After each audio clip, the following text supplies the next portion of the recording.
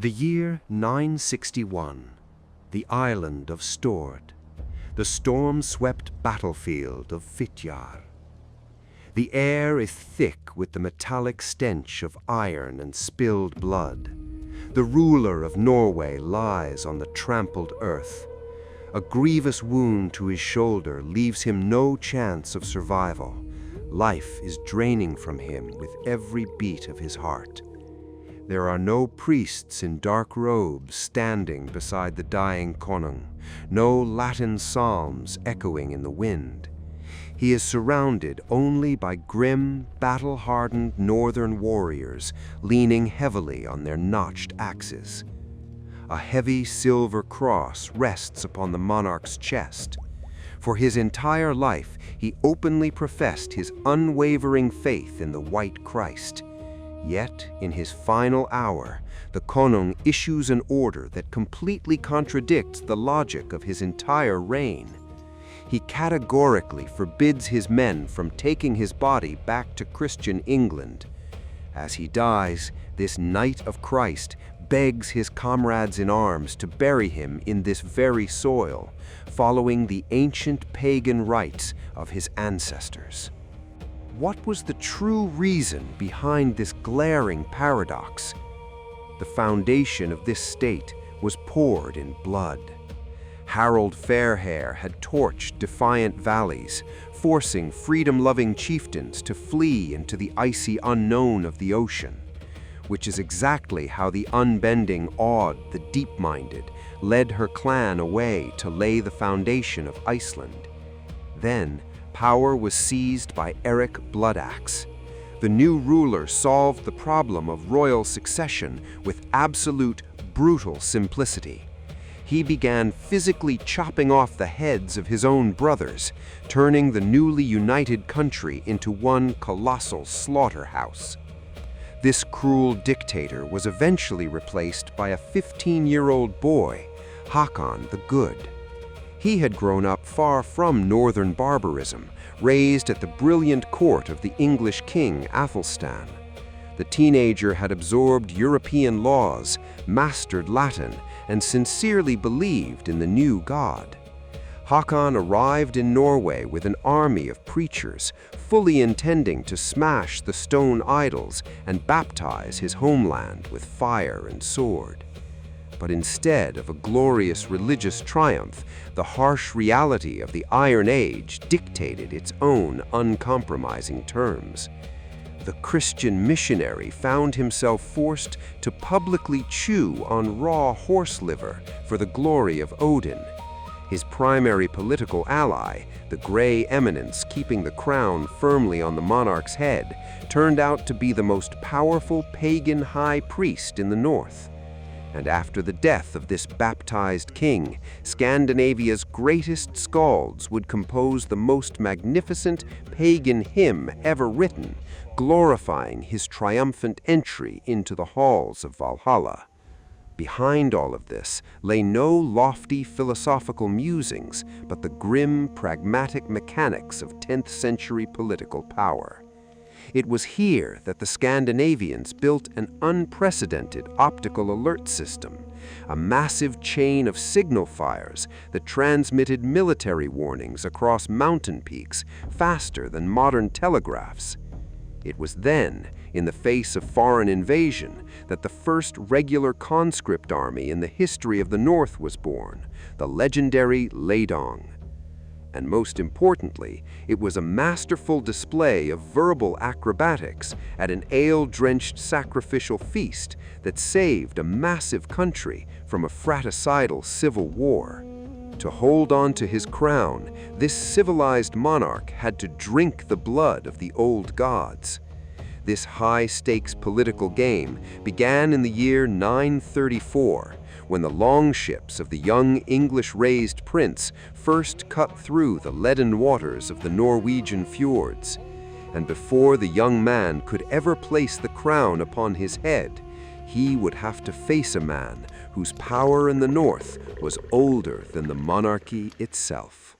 The 9th century gave way to the 10th, and a united Norway began to drown in its own blood. The throne, cobbled together by Harald Fairhair out of fear and crushing tribute, passed to his favorite son, Eric Bloodaxe. The new ruler turned the country into a giant abattoir, severing the heads of his own flesh and blood to secure an absolute monopoly on power. The surviving free Bondis, stripped of their ancestral lands, glared with burning hatred at the royal estates, yet they dared not raise their weapons against Eric's battle-hardened veterans. It seemed this era of terror was destined to last for generations.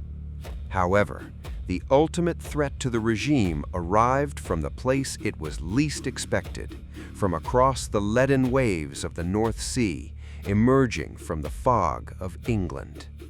In 934, 3 ships drop anchor off the coast of Norway. A 15-year-old boy steps onto the shore. His name is Haakon, and he is the youngest illegitimate son of the late Harald Fairhair. For his entire conscious life, this boy had existed in an entirely different reality. The old King Harald, wishing to protect his youngest offspring from deadly palace intrigues, had long ago sent him away to be fostered by the English king Æthelstan. The royal court in Winchester at that time was the intellectual and political beating heart of Western Europe. There, people did not slaughter their relatives over a patch of grazing land. Haakon grew up surrounded by stone cathedrals, illuminated Latin manuscripts, and intricate diplomatic games.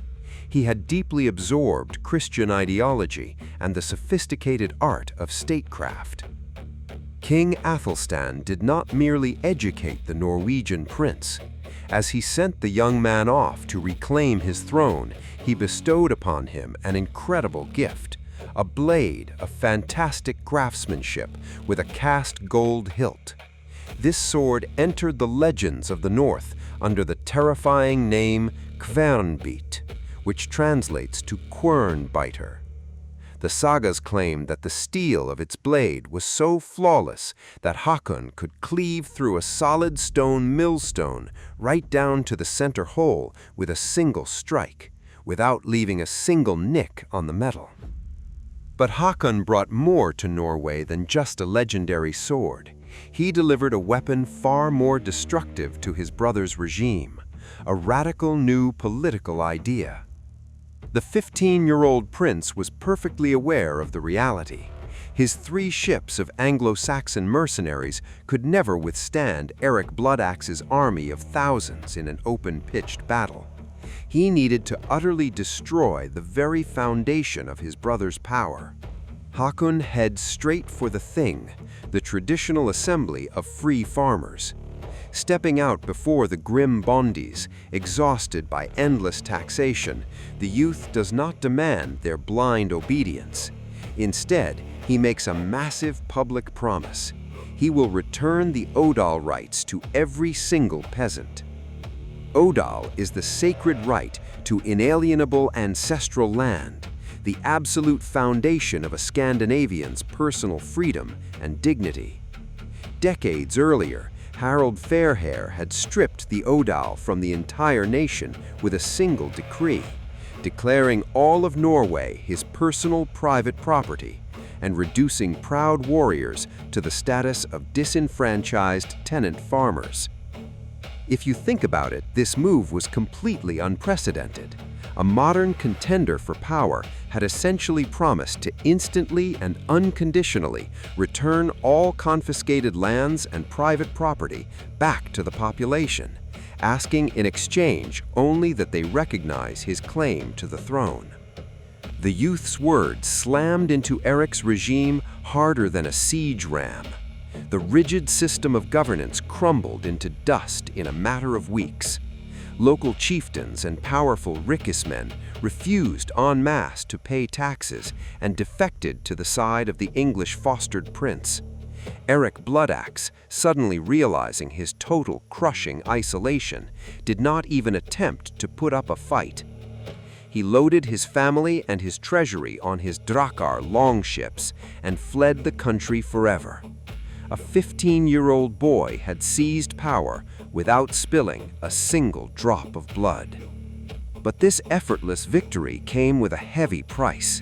Haakon put on the crown, but real power in medieval Scandinavia was never concentrated in a single throne. The vast country remained deeply divided. The young king controlled the south and the west, but the true economic heart of Norway was the north, the immensely wealthy Trøndelag. Through these freezing fjords flowed colossal shipments of valuable furs and precious walrus ivory, a commodity that was weighed against gold in European markets. And this crucial strategic hub belonged entirely and exclusively to one man, Jarl Sigurd of Lade. Jarl Sigurd was a figure entirely equal to the king, and in some respects he vastly surpassed him. This fabulously wealthy merchant warlord acted as the gray eminence of the north, possessing yet another, vastly more important status. He was the high priest of the ancient gods. It was the Jarl of Lade who personally presided over the sacred bloats, the grandiose sacrificial feasts where animal blood flowed in massive quantities for the glory of Odin and Thor. At this exact moment, the trap of history slammed shut. Haakon the Good sincerely believed that by leveraging English silver and promises of freedom, he had outplayed the barbarian system and cleanly bought his throne. In reality, the young reformer found himself inextricably chained to the pagan elite, personified by Jarl Sigurd. Without the Jarl's immense financial backing and northern armies, Haakon's crown would not have lasted a single month. The civilized Christian monarch, educated by bishops at the most brilliant court in Europe, had become a hostage to men whose political power rested on the ritual sacrifice of horses and the veneration of wooden idols. But Haakon had no intention of quietly accepting the role of a puppet. When he left England, he brought back much more than just the sword Quernbiter. Aboard his 3 ships were dozens of Latin priests, zealot missionaries, and temple architects. The king was absolutely determined to raise churches and permanently erase the names of the pagan gods from the memory of his people. The young king initiates a cautious campaign of Christianization. The Konung went to great lengths to bring English missionaries up to the frozen north, while he himself strictly observed the Sabbath rest and fasted rigorously on Fridays. Desperately trying to avoid open conflict, he passes a law shifting the date of the ancient pagan festival of Yule, tying the winter solstice celebrations directly to the Christian Christmas. It is during this exact period that the tradition of raising ale-filled drinking horns in honor of Christ is born. The king hopes that this gradual blending of traditions will help seamlessly transition the entire country under the banners of the new faith. In stark reality, however, these innovations did nothing but draw an impenetrable border between 2 entirely different worlds. The ruler, whose destiny was to unite Norway, used his own decrees to spark a massive cultural schism. Up in the north, within the icy fjords of Trøndelag, the gray eminence Sigurd opts for a completely different tactical approach. The Jarl of Lade does not incite an armed rebellion. Why risk his own head when he can completely outplay his opponent without swinging a single sword? Sigurd and 8 other immensely powerful chieftains continue to openly host and preside over the traditional sacrificial feasts. While out in the west, the king actively refuses to eat meat.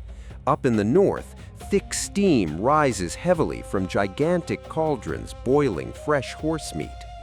The Jarl generously feasts the free bondis, vividly demonstrating to them a very simple truth. The old faith means abundance, celebration, and comforting traditions they've known since childhood. The religion of the English-raised prince, on the other hand, means nothing but foreigners and endless, exhausting restrictions. Furthermore, in the eyes of the harsh northerners, Sigurd's authority rested on far more than just his silver. The official genealogy of the Jarls of Lade, the famous skaldic poem Halajegatal, traced their bloodline directly back to the god Odin and the giantess Skadi. To the average Norwegian farmer, this immensely sacred status of high priest carried far more weight than a golden crown shipped in from across the sea. Two courts, two faiths. The invisible tension hanging heavily over the fjords inevitably demanded a violent release. And the first to strike were the very people the king was actively trying to strip of their ancestral past. The profoundly influential landowners of the north secretly forge an alliance. They do not dare to openly challenge Haakon's battle-tested army on a clear field of battle, so they launch a devastating strike directly against his places of worship. Under the cover of absolute darkness, the pagans burn the newly constructed Christian churches straight to the ground.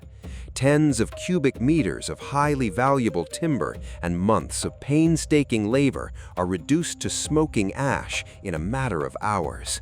But the flames are merely the prelude to the true violence. An enraged mob begins actively hunting down the preachers. Stripped of the protection of the royal guard, the priests are slaughtered beneath a hail of heavy stones. And the violent rebels openly threaten to exile Haakon himself from the country if he does not immediately begin worshipping the old gods. The news of the smoldering ruins deals a crushing blow to the monarch's authority. His grand plan for peaceful Christianization has completely collapsed.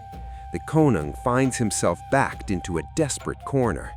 He cannot simply dispatch punitive detachments and exterminate the local population, for those very people are the ones whose shields protect the country from foreign invasions. He desperately needs a legal, binding solution to break the back of the pagan resistance with one decisive blow.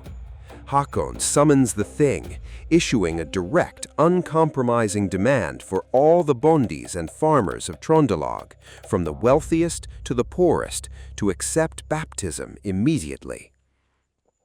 The konung, who was thoroughly accustomed to winning on the battlefield, possesses not a shadow of a doubt that these grim warriors will ultimately submit to his royal will. But when the ruler officially demands that they renounce the ways of their ancestors, his very own infantry will threaten to turn their drawn swords against him. The final outcome of this massive standoff will not be decided by cold steel, but by a single piece of raw sacrificial meat. The freezing wind carries the low, rumbling roar of thousands of voices across the field. This is the sound of the Frostating, the largest popular assembly in all of Norway. For the European monarchs of that era, power rested strictly upon absolute dictatorial authority bestowed by God. But in the true North, entirely different laws governed the land. Here, the Thing stood as the supreme judicial and political force. This unique medieval parliament aggressively backed its veto power with thousands of sharpened battle axes. If the free farmers, the bondis, rejected a law, no king on earth had the right to impose it upon them by force. Haakon the Good steps out to face this heavily armed crowd. He knew the bloody history of his family perfectly well. His father, Harald Fairhair, had burned entire valleys to ash and stripped men of their ancestral lands, forcing fiercely independent leaders like Aud the Deep-Minded to flee across the vast ocean. His older brother, Eric Bloodaxe, had desperately tried to hold the throne by physically chopping off the heads of his own relatives, only to end up losing the entire country. Raised in civilized England, Haakon utterly despised this barbarism. The young monarch sincerely believed he could use the lawful, highly democratic institution of the Thing to peacefully guide his people toward the light of the new faith. But in harsh reality, this legal instrument nearly cost him both his crown and his life. The enlightened reformer, desperate to save the eternal souls of his subjects, crashed headfirst into the ruthless, unforgiving survival economics of the Iron Age. Standing tall before the massive assembly, Haakon issues his royal ultimatum. He demands the unthinkable from the Bondis: to immediately accept baptism, permanently smash their pagan altars, completely abandon their traditional animal sacrifices, and strictly adhere to the Christian calendar, meaning they must fast on Fridays and cease absolutely all physical labor on Sundays. In mainland Europe, a Sunday rest was widely considered a blessing. But for the population of the brutal North, these rules sounded exactly like a death sentence. In an extreme climate where every single day of the short summer is desperately needed to feed the population through a long, freezing winter, banning work meant unavoidable mass starvation, and refusing to eat meat in the face of grueling, bone-breaking physical labor was perceived as an intentional effort to weaken the warriors. The farmers instantly understood the reality. You simply cannot survive in these freezing fjords on an empty stomach. A low, dangerous murmur of discontent rolls violently through the ranks. These men, whose shield walls defended the very existence of Norway, had absolutely no intention of submitting to foreign rules. From out of the dense crowd of grim landowners steps Asbjorn of Metalhouse, an old, immensely influential chieftain. He does not throw himself face down before God's anointed. Instead, he looks the king dead in the eye and hurls the words that will forever go down in history as the ultimate ultimatum of the people's will.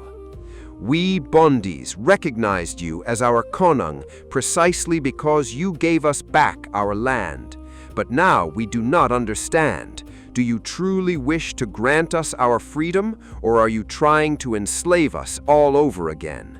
If you continue to force this alien faith upon us, we will all part ways with you. We will choose a new konung for ourselves, right here, right now. One who will allow us to live by the sacred laws of our fathers. Make your choice now. The moment Asbjorn falls silent, a sound echoes across the Frostating that makes the blood run cold. The deafening rhythmic clash of thousands of drawn swords beating violently against wooden shields. This was not mere applause or approval. This was the terrifying sound of an armed rebellion ready to slip its chain. Haakon freezes in place. His personal royal guard nervously tightens their grip on their swords, but the king fully understands the grim reality. If even one drop of blood is spilled today, he will be torn to bloody pieces right here on this field. And in this hypercritical moment, as the entire country balances on the absolute razor's edge of a civil war, the gray eminence of the north steps out from the shadows. Jarl of Lade. The high priest thought with cold, calculating pragmatism. He knew perfectly well that a dead konung would instantly plunge Norway back into the chaos of bloody infighting, while a living, yet thoroughly humiliated Haakon would remain the absolute perfect smokescreen for his own supreme power. Jarl raises his hands high, calming the furious mob. He shouts loudly, ensuring every man can hear his solemn promise to the Bondis. We, the konung, will not go against the will of the people. He will respect our ancient customs.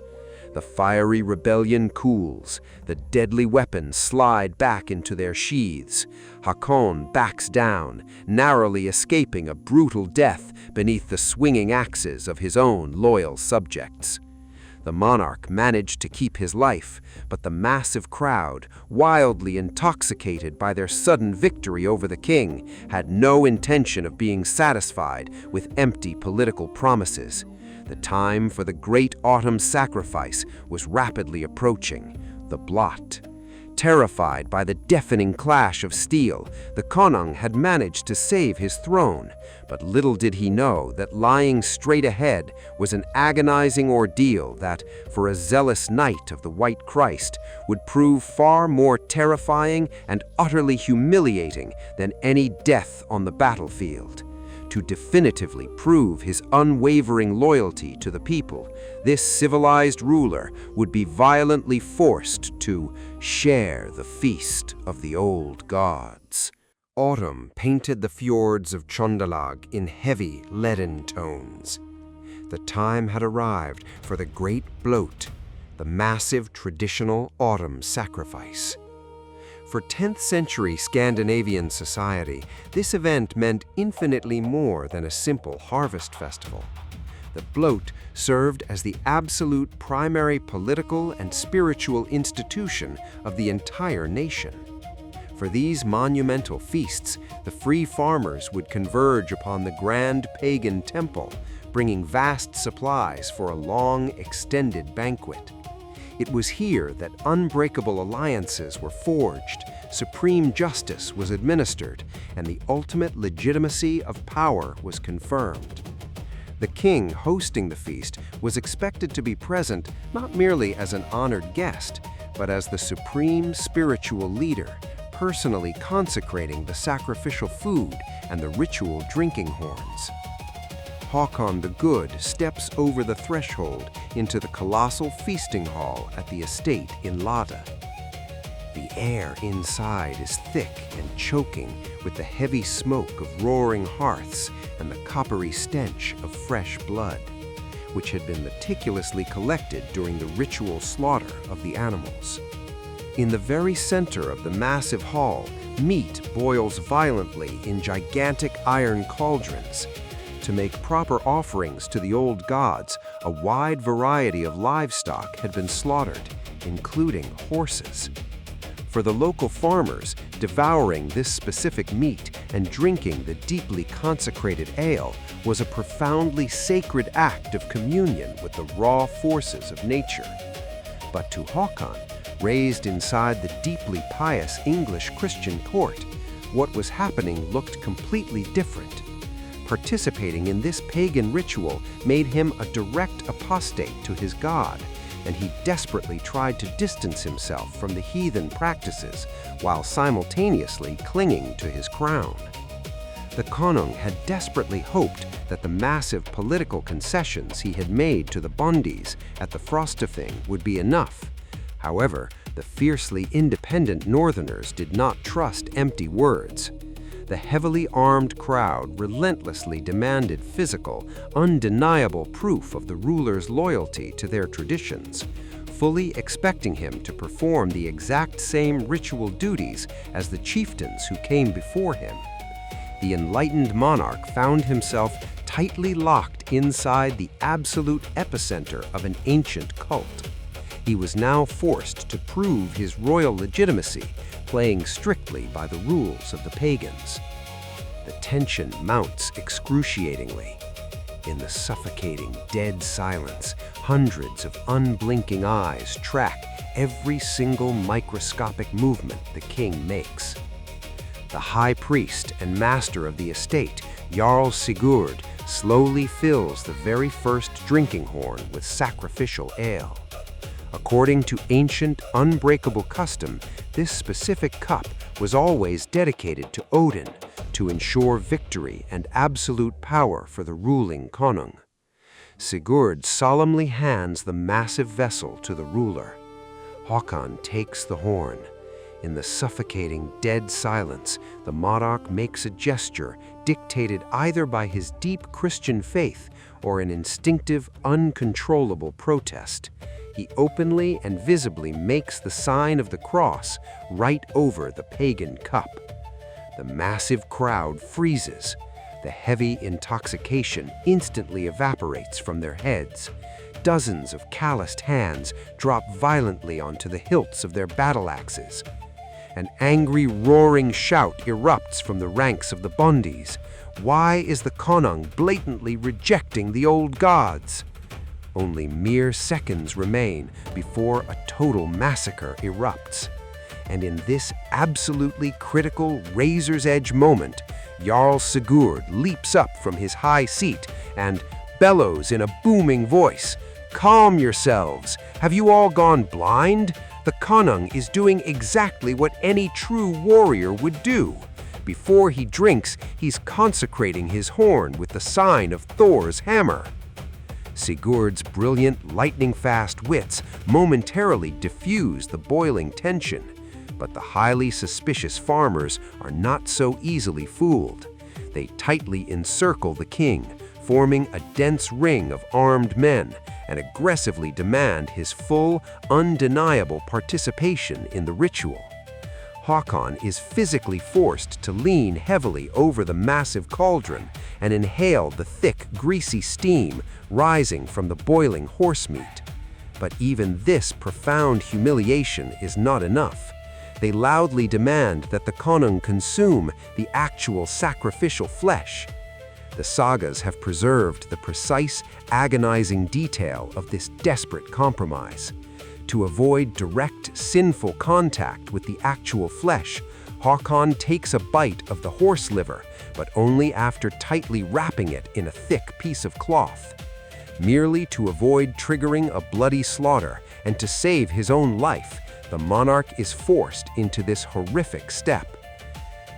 Haakon rode away from Lade burning with absolute suffocating shame.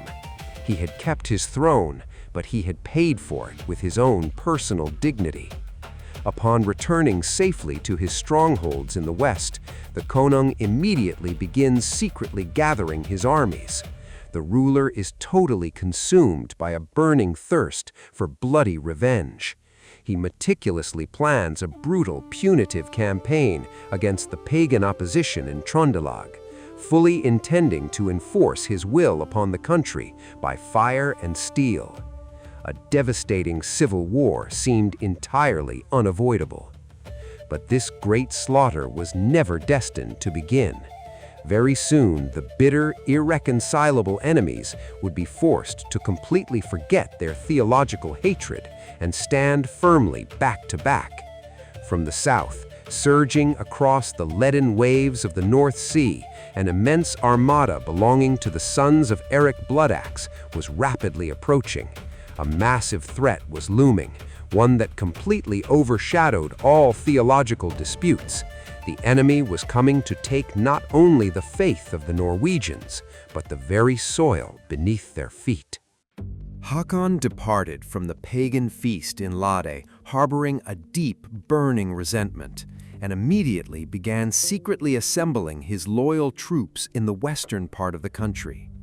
A catastrophic civil war seemed absolutely unavoidable, but the impending bloodbath was abruptly halted by a massive threat from across the sea.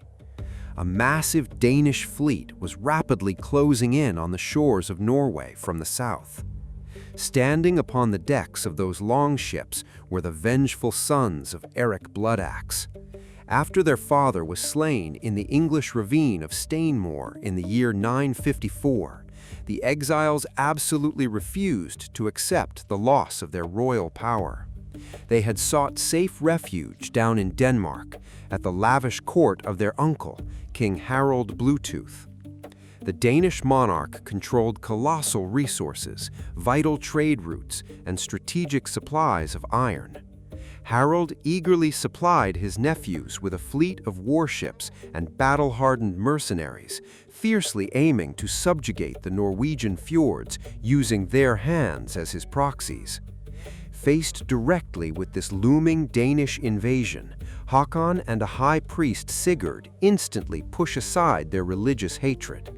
The very survival of the state was squarely on the line, and the Konung strikes a highly pragmatic military alliance with the Grey Eminence of the north.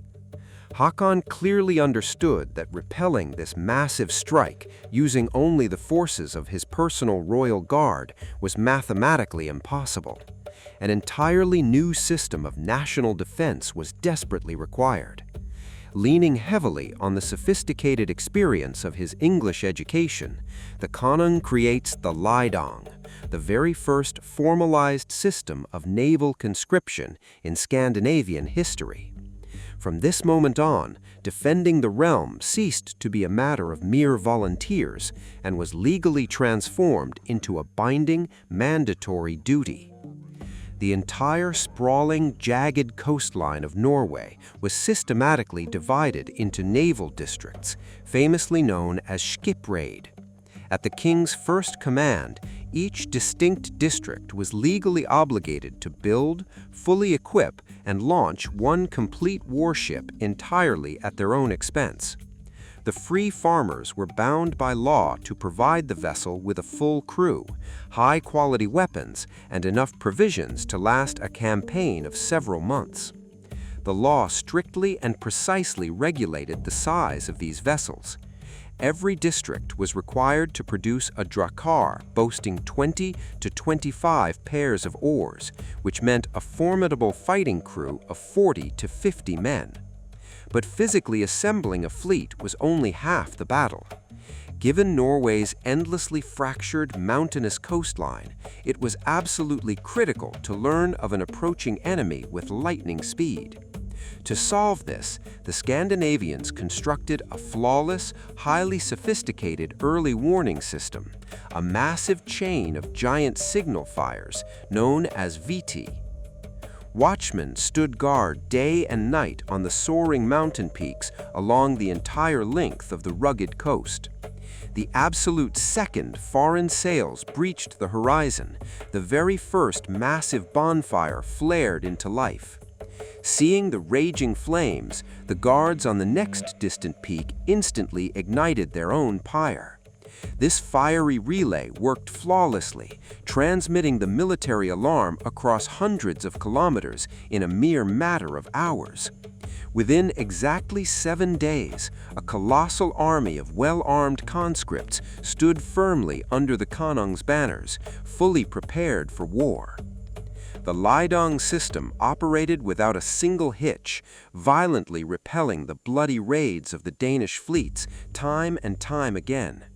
In the crucible of these brutal battles, a new, unbreakable spirit of the Northerners was forged. The ancient sagas have carefully preserved the story of an old Viking named Harek. Even though he was completely blind, the old man aggressively refused to sit idly in the rear. He demanded that his sons lead him directly to the very prow of the longship and place his sword firmly in his hand. The blind warrior stood tall under a torrential rain of arrows, desperately desiring to meet his death in glorious combat, proving to the world that the raw fury of free Norwegians was vastly stronger than any mercenary's gold. Haakon's brilliantly constructed defense system seemed entirely invulnerable, reliably shielding the fjords from any invasion. But what would happen to Norway if this vital chain of fires ever failed due to simple, blind chance? The year 961. A thick, impenetrable autumn fog completely blankets the coast of the island of Stord near the settlement of Fitjar. The highly reliable chain of signal fires, which for years had flawlessly alerted the entire country to incoming invasions, suddenly goes completely blind. The desperate watchmen on the mountain peaks cannot see the horizon through the dense white veil. Emerging silently from the blinding mist, massive warships glide forward.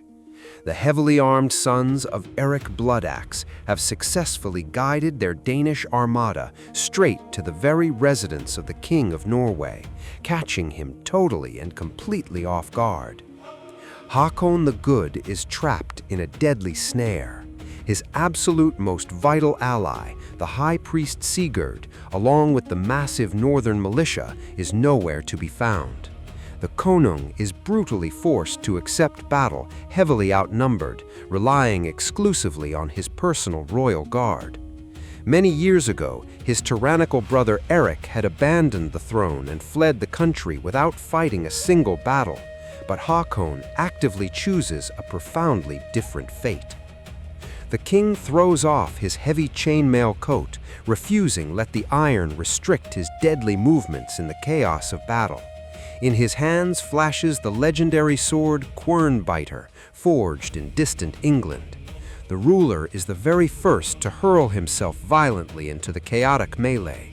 The explosive fury of the Norwegian defenders is so absolutely overwhelming that the numerically superior enemy simply cannot withstand the brutal head-on collision. The enemy ranks are totally shattered, and the Danish mercenaries, alongside Eric's sons, turn back in terror, fleeing in blind panic toward their waiting ships. Glorious victory is practically resting in the ruler's bloody hands, but in the utter chaos of the frantic retreat, a completely random accident occurs that permanently alters the course of Norwegian history forever. One of the fleeing enemies, according to the sagas, it was the wild, unaimed shot of a young boy, releases a taut bowstring. The arrowhead finds a deadly vulnerable spot in the king's defenses, an area unprotected by his discarded armor. The arrow drives deep, burying itself into Haakon's arm just below the shoulder. The jagged wound is utterly fatal, and the massive hemorrhaging cannot be stopped. Life drains rapidly from the mighty warrior. It is here that the ultimate spiritual conflict of this entire era is finally resolved. The dying monarch, raised in the brilliant, pious Christian court, lies bleeding out on the soaked, trampled earth, surrounded by grim, battle-hardened pagans. His father, Harald Fairhair, burned down entire valleys, banishing dissidents across the great ocean. His brother Eric drowned the country in the blood of his own relatives, merely to cling to power. Haakon, conversely, had preserved the realm through agonizing, soul-crushing compromises, sharing his royal authority with a heathen priest and tasting raw horse liver for the glory of the old gods. His fiercely loyal comrades begged to transport the ruler's body back to Christian England so that he might be buried according to the sacred rites of the true faith, far away from this cursed pagan soil. But Haakon strictly forbids them from doing so. Hovering on the absolute threshold of death, he fully and deeply comprehends the immense gravity of the path he walked. He openly confesses that he has sinned greatly against his God, and he solemnly begs to be buried exactly as his pagan subjects see fit. The noble Knight of the White Christ makes the final choice to lie eternally in the same soil as his people, honoring the customs of those whose faith he originally came to violently eradicate. Haakon is buried with the absolute highest martial honors. Shortly after the grand funeral feast, the profoundly famous skald, Eyvind the Skald Spoiler, composes a magnificent poem titled Haakonarmal, the words of Haakon. In this breathtaking hymn, he vividly describes how heavenly Valkyries descend to collect the fallen konung from the blood-soaked battlefield, and how the great god Odin himself steps forward in grand majesty to personally welcome the baptized ruler at the very gates of Valhalla. The old gods warmly embraced the Christian as a true equal, for he had shown profound respect for their ancient sanctuaries and had successfully preserved peace across his lands.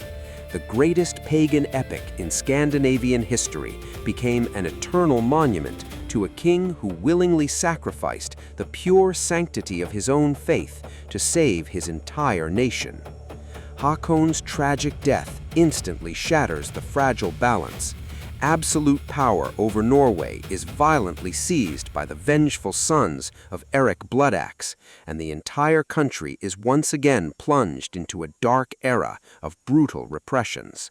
But this terrifying reign of terror will merely prepare the bloody soil for a new, vastly more merciless phase in the eternal war for the throne and the faith.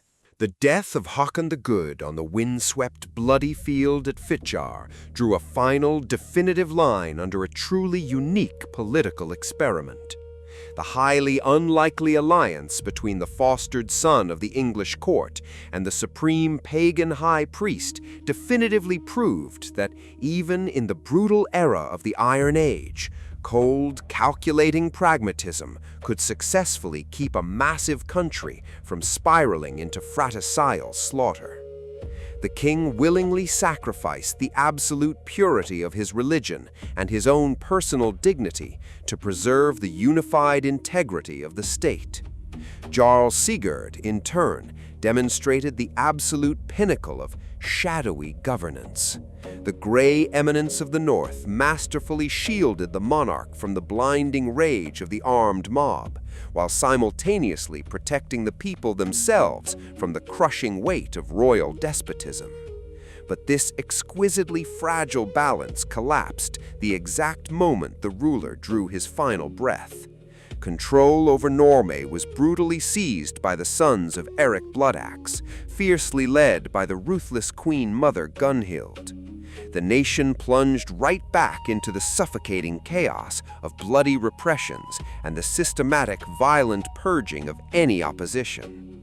The old Jarl Sigurd will desperately try to play his cunning game with these new monarchs, but his brilliantly calculating mind will ultimately prove entirely powerless against a treacherous blade hidden beneath a heavy cloak.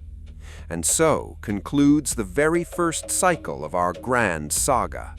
The fleeting era of fragile compromises and highly cautious reforms vanishes completely, never to return.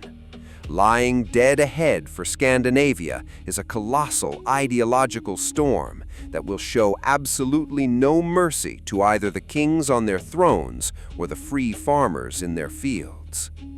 We are thrilled to announce the second season of our massive historical investigation, the epic series, The Yingling's Baptism by Blood.